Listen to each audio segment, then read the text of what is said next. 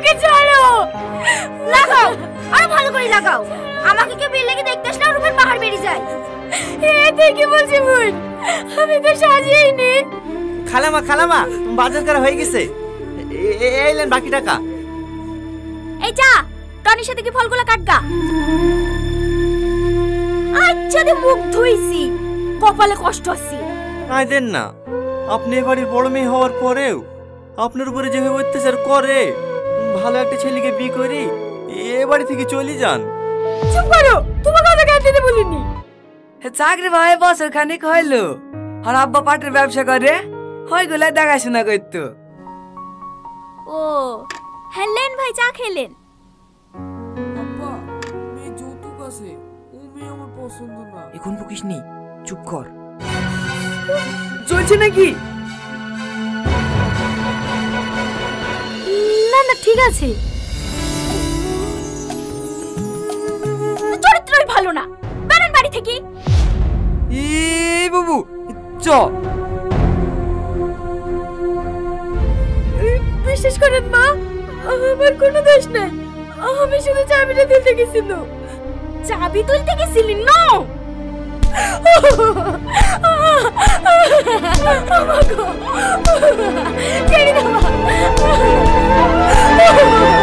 পাতে অনেক লোক বি ভেঙে দিছে, বলছে বড় মেয়েকে রেখে ছোট মেয়ের বিয়ে দিছে। তাকে না আপনি আগে বড় মেয়েটার বিয়ে দেন। আপনাদের বাড়ি কাজের ছেলেটার সাথে বিড়া দিতেন না? এই গ্রামে থাকবে, আপনার বাড়িতে কাজ করবে, দুবেলা দুটো দুজনকে খেতে দেবেন, তাহলে হয়ে যাবে। কথাটা তো তুমি খারাপ বলনি। এই টনি, ছাদের উপর থেকে নেমে আয়। ঠিক আছে, পরে করিস। যা পাঞ্জাবি পরে আইগা। কেন খালামা? আমার মেয়ের সাথে তোর বিয়ে দেবো। আপনার মেয়ের সাথে? চুপ! আমার মেয়ের সাথে না, সৎ মেয়ের সাথে। ঠিক আছে খালাম্মা, আমি রেডি হয়ে আসছি।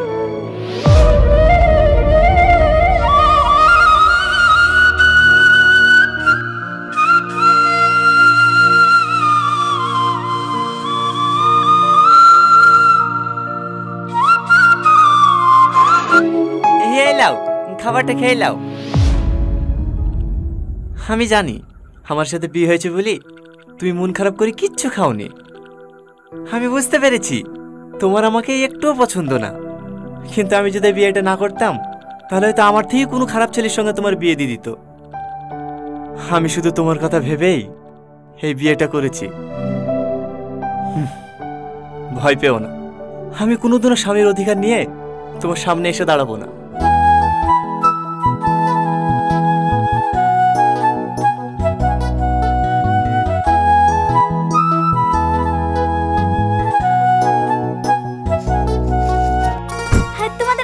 অসুবিধা হয়নি তো বাপ? না না মা, কোনো অসুবিধা হয়নি। আর আস্তে আস্তে ভেঙে ফেলবা নাকি? ঠিক আছে ভাই। এই ভাই কাকে বলছি? সাহেব বলবি। ঠিক আছে সাহেব। হ্যাঁ মা, তোমার জামাই সব থেকে বড় কন্ট্রাক্টর। তোমার জামাইয়ের আন্ডারে 200-এরও বেশি লোক কাজ করে। আর আমাদের অশিক্ষিত গুলো আছে, কাকে কি বলি সম্মান দেয় সেটাই জানে না। এই কম হলো? হ্যাঁ, একটু কম লাগছে। এই লাও, আদাতে চা করিলে আসনু, খেয়ে লাও, দেখো মাথা ধরেটা কমে যাবে। তুমি একটু আরাম করো, আজকের ও বাড়িতে কাজে যেতে হবে না। যা, সাইকেলটা বের করো গা। অত অসুবিধা হবে না, ওষুধ খেয়েছি তো, একটু পরেই ঠিক হয়ে যাবে। ঠিক আছে। হ্যাঁ বলেন মা, এখনো উঠো ছাড়তেছি। থালারিগুলো পড়ে আছে, চা টিপ শুদ্ধ করিসনি, জামাইকে খেতে দিতে হবে না? তা আসতে একটু লেট হয়ে গেছে, আমি থালাটি মেজে দিছি। ঠিক আছে, আধ ঘন্টার মধ্যে যেন জামাইয়ের ঘরে সকালকার নাস্তা পৌঁছে যায়। ঠিক আছে মা, আমি থালাটিগুলো মাজছি। না না, তোমাকে মাজতে হবে না, আমি মাজছি। চুপ করো তো, তোমাকে পানি কাছে যেতে হবে না।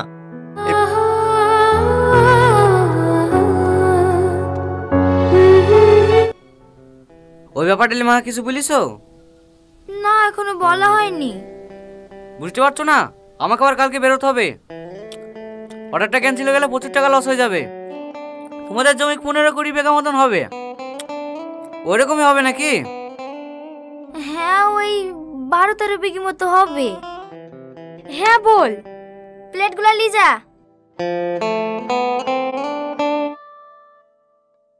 ওগো, মাকে ডাকতে পাঠানো, এখন আবার সিগারেট ধরেছো কেন?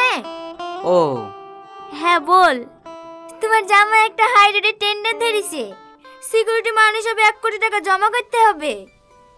কাজটা তুলতে পারলে 4-5 কোটি টাকা লাভ হবে, 50 লাখ টাকা মতো। তুমি কোনো চিন্তা করো না জামাই, আমি খরিদ্দার দেখছি। আরে আরে কি করছো? মিষ্টিটা খেলে না? আমার মিষ্টি খেতে ভালো লাগে না। মিষ্টি আবার কারো অফিস নাই নাকি? দাও আমাকে দাও। আমার মিষ্টিকে তো খুব ভালো লাগে।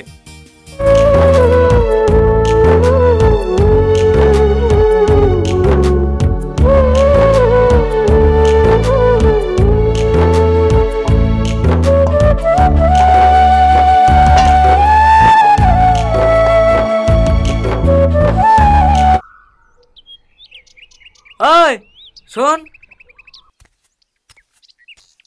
হ্যাঁ বলেন সাহেব। জুতোটা বাজার থেকে পালিশ করে এসে দে। ঠিক আছে সাহেব, দেন। একটু তাড়াতাড়ি আসবি, আমরা আবার ঘুরতে বেরোবো। এই লে, চুরি টুরি করার দরকার নাই, 20 টাকার এই বাকিটা ফেরত দিয়ে দিবি। কিন্তু কারো কিছু চুরি করি না। হ্যাঁ, ভিখারির আবার সত্যতা।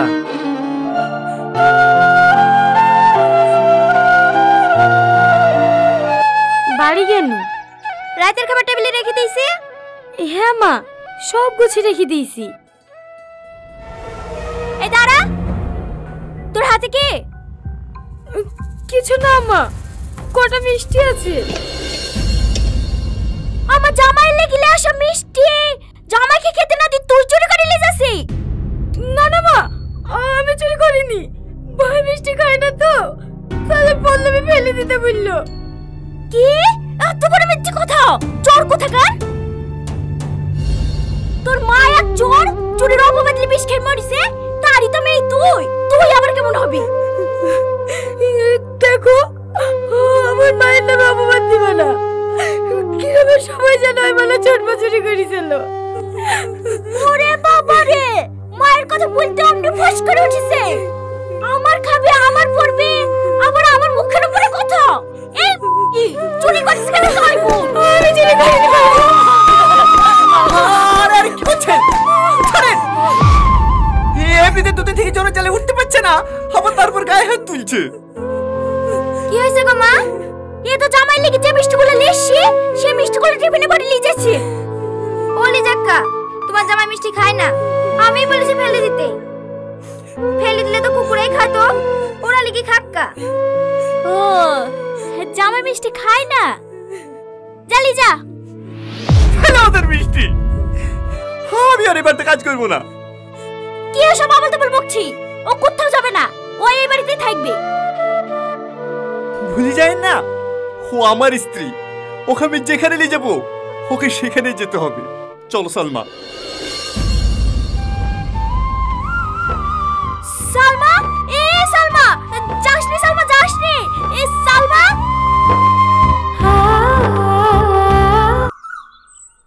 এইভাবে রাগ করে চলে আসলা, এবার কি করবা?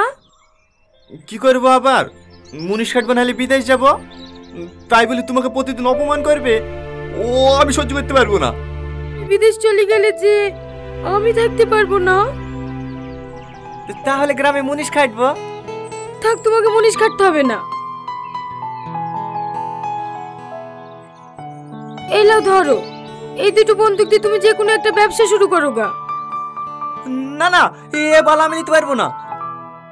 সে বিশ্বাস আমার আছে, আর যদি না পারো ছাড়াবা না। তুমি তো রান্না করতে ভালোই পারো, একটা খাবারের দোকান দাও গা। ঠিক আছে।